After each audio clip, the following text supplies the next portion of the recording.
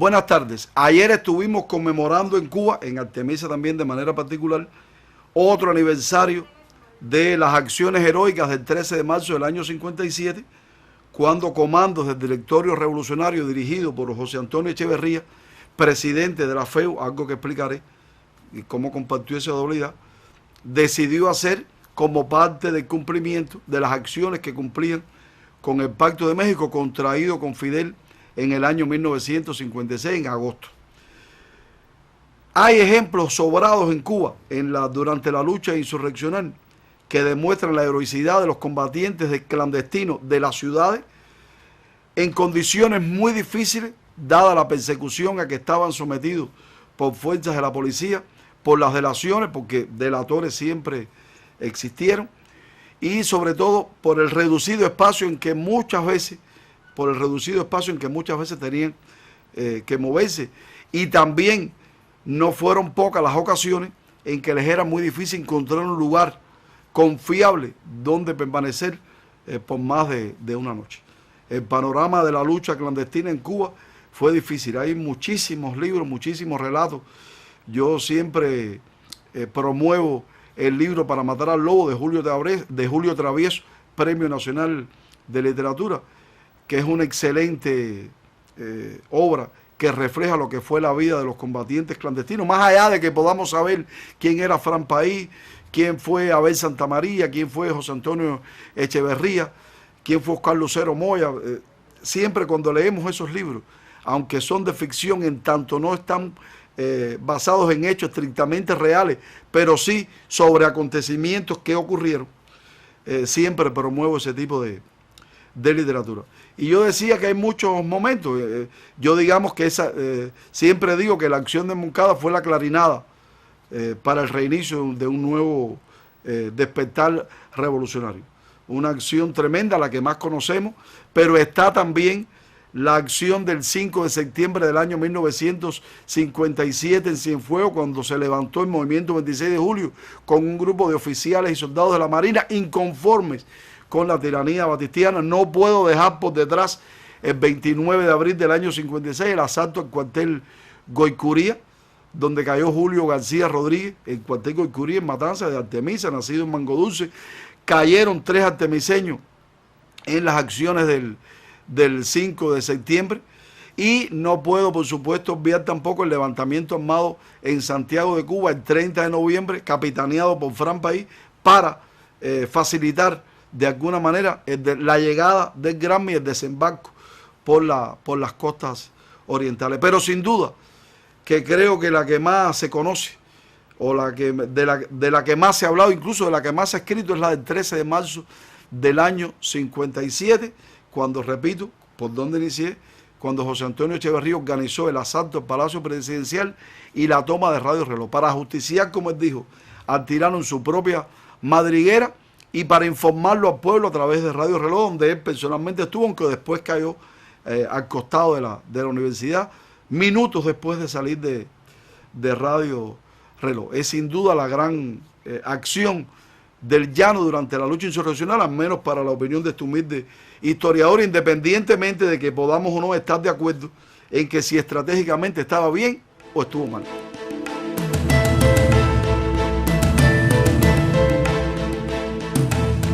Muchas veces existe confusión.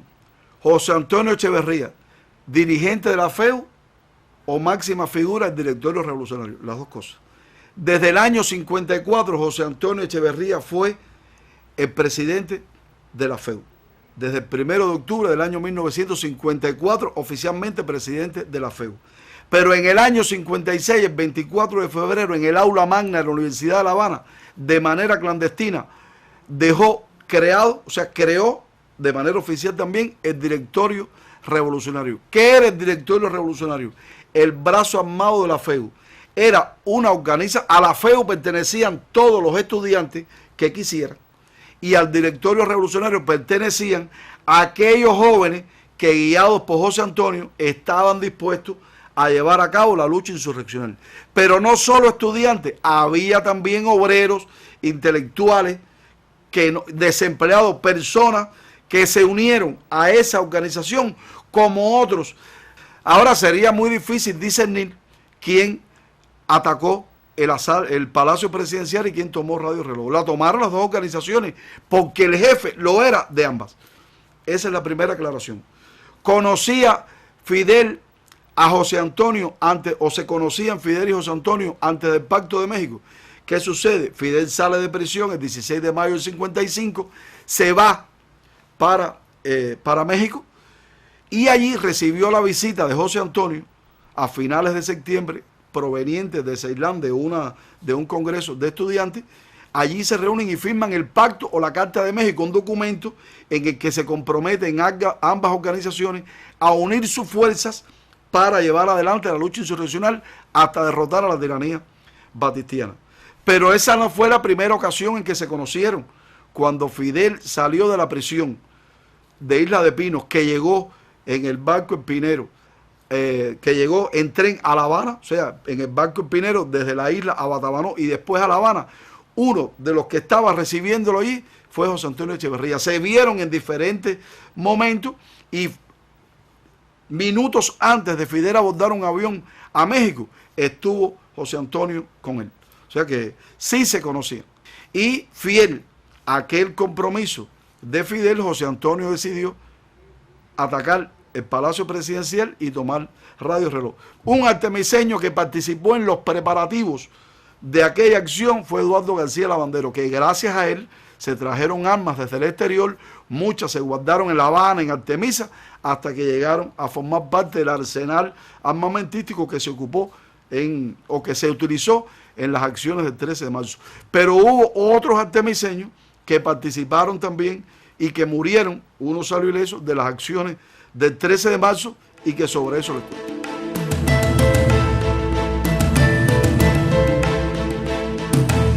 ¿Quiénes fueron los artemiseños que participaron en las acciones del 13 de marzo? Fueron 6. Ubaldo Díaz Fuentes de Huira de Melena, que murió como resultado de la acción.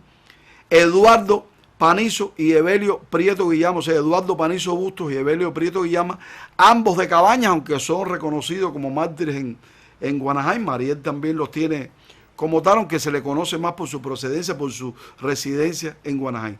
Participaron en la acción y murieron en ella. Está el caso también de Adolfo Delgado Rodríguez, que vivió un tiempo en Artemisa, vivió en Guanajay cuando se produjo el asalto al Palacio Presidencial, era chofer de la Ruta 35 de Artemisa a La Habana. Gerardo Nogueras Martínez, que después fue capitán del Ejército Rebelde, o miembro del Partido Socialista Popular, me dijo que en una ocasión cogió una guagua hasta La Habana, hasta la última parada, muy cerca ya del Parque de la Fraternidad en aquel momento, no solo llegaba a Marianao, y cuando llegaron se quedó solo en la guagua con Adolfo Delgado, y este le dijo: mira, Gerardito, lo que tengo aquí, y había llevado 2 fusiles que tenía en la parte de arriba, o sea, en el techo de la guagua oculto, que fueron de los que utilizaron, seguro, imagino, después en el asalto a Palacio, o para alguna acción lo utilizaría.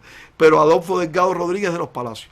Y está el caso de Pedro Julio Esperón, que también estuvo preparándose para el asalto en Moncada, pero por contradicciones con Fidel, me cuenta Rebeca Figueredo Valdés, historiadora de Guanajay, que por contradicciones con Fidel, debido a la pérdida de un fusil que se estaba utilizando para la preparación de los futuros moncadistas, hubo una contradicción entre Pedro Julio Esperón y Fidel. Él se separó de aquella propuesta, de aquella preparación, y no estuvo en el Moncada. Sí estuvo después en el asalto a Palacio y murió en la acción. Y está el caso de Ángel Eros, que es un caso es de Guanajay también, que fue el único de los participantes de la provincia de Artemisa, de Guanajay de manera específica, que participó y que pudo salvar la vida.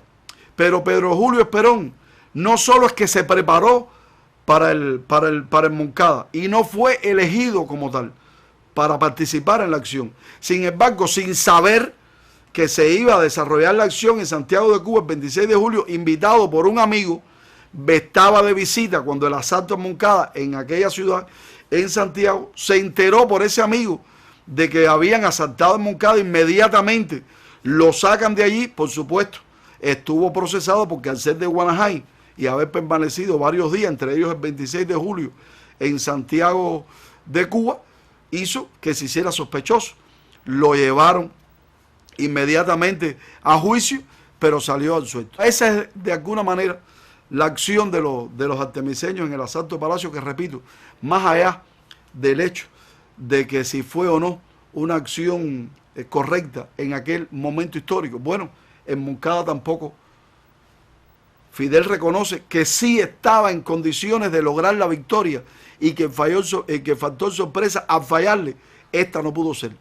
Murió José Antonio y después de eso es que el Directorio Revolucionario asume la otra parte del nombre y se llama entonces Directorio Revolucionario 13 de marzo. Es importante que tengamos eso en cuenta. Que no por la muerte de José Antonio se detuvo. Faure Chomón desde el exterior organizó un contingente, vino por Nuevita junto con Eduardo García Lavandero también, llegaron hasta el Escambray y formaron el frente guerrillero del Directorio Revolucionario, que fue de las fuerzas que esperaron a Che y se le unieron después en el Pacto del Pedrero, y junto con el Partido Socialista Popular y el Movimiento 26 de Julio fueron las tres organizaciones que más hicieron para el triunfo de la revolución. Yo los voy dejando, no sin antes prometerle que pronto vuelvo con otra historia. Y usted recuerde, si quiere conversar sobre este tema con otra persona, lo escuchó aquí en Vericuetos.